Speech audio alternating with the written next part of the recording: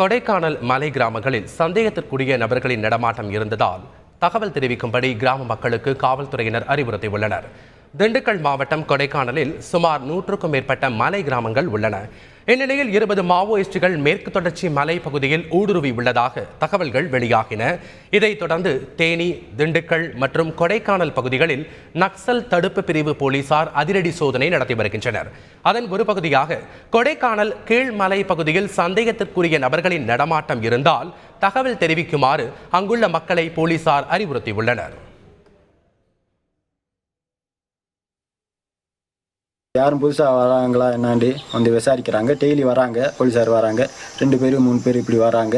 வந்து எங்களையும் பார்த்து வந்து விசாரிச்சுட்டு தான் போயிட்டு அடிக்க தடவை இருக்காங்க. இங்கே வந்து புதுசாக யாரும் அந்த மாதிரி இல்லை. அப்படி வந்தால் நாங்கள் வந்து உடனே அவங்களுக்கு வந்து தகவல் கொடுப்போம் சார். அவங்க நம்பர், எங்கள் போலீஸார் நம்பர்லாம் எங்ககிட்ட இருக்குது. எங்கள் நம்பரை அவங்க வந்து வாங்கி வச்சுருக்காங்க.